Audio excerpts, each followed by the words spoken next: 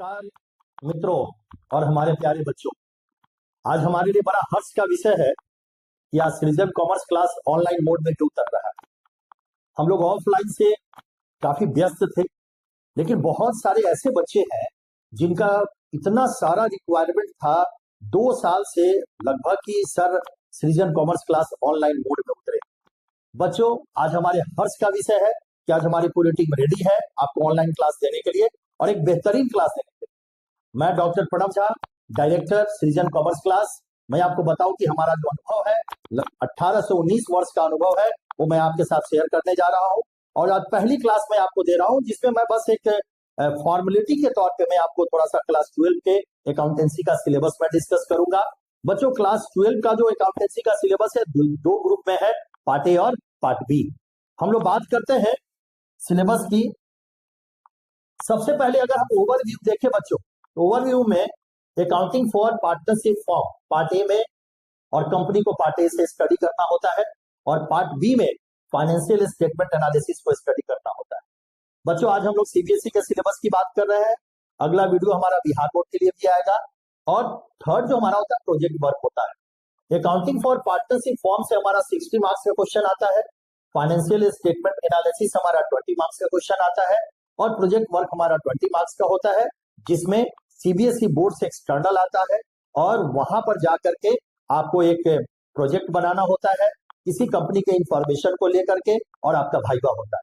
बच्चों, अब हम देखने जा रहे हैं ये जो पार्ट ए है इसमें कौन कौन से चैप्टर से स्टडी करते हैं और पार्ट बी में कौन कौन से चैप्टर से स्टडी हमें करते हैं। तो हम लोग अब बात करते हैं पार्ट ए की।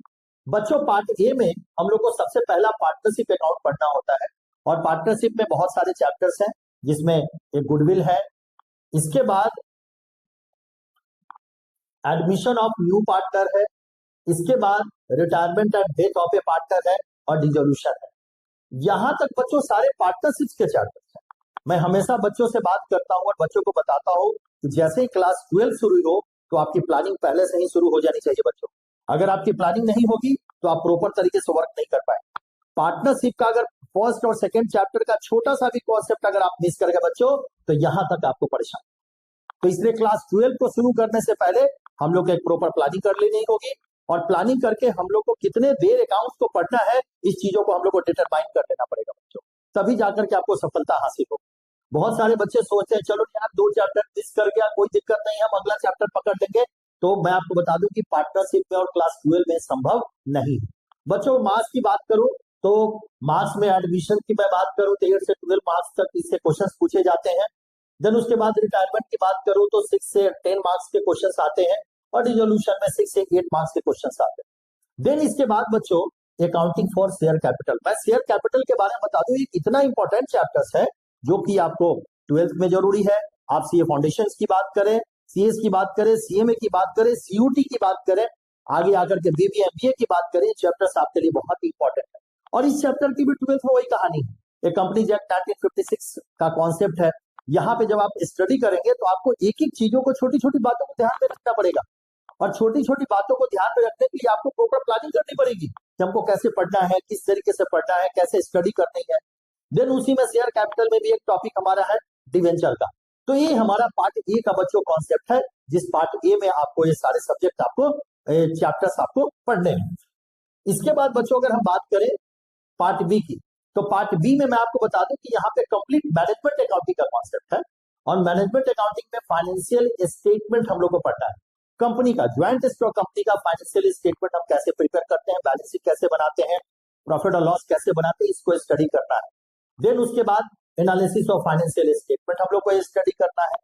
बच्चों, मैं इतना बताने से पहले मैं आपको बता दूं कि अगर आप हमारे ऑनलाइन क्लासेस को से जुड़ना चाहते हैं तो आप सृजन का जो व्हाट्सएप नंबर है उस पर आप कांटेक्ट कर सकते हैं, सृजन में आप कॉल कर सकते हैं, वहां बात करके आप ऑनलाइन क्लासेस के साथ जुड़ सकते हैं।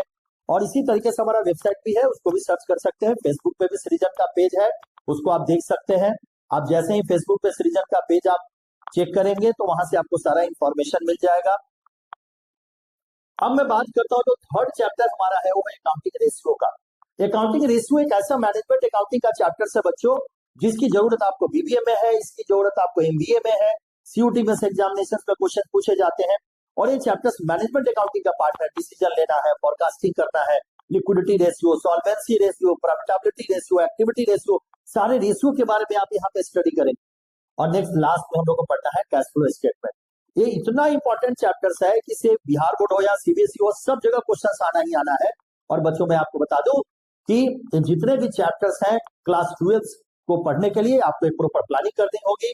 और मैं बता दूं कि हमारा बिजनेस स्टडी के सिलेबस का भी वीडियो आएगा, हमारा बिहार बोर्ड का भी सेपरेटली वीडियो आएगा। और बच्चों हरिया, अब आपकी चिंता खत्म हो गई है। आप सृजन को ज्वाइन करना चाहते हैं, ऑनलाइन मोड में ज्वाइन कर चाहते हैं तो आप एकदम ज्वाइन करें। और मैं डॉक्टर प्रणव झा आपके भविष्य की कामना करता हूं। इसी के साथ धन्यवाद, थैंक यू।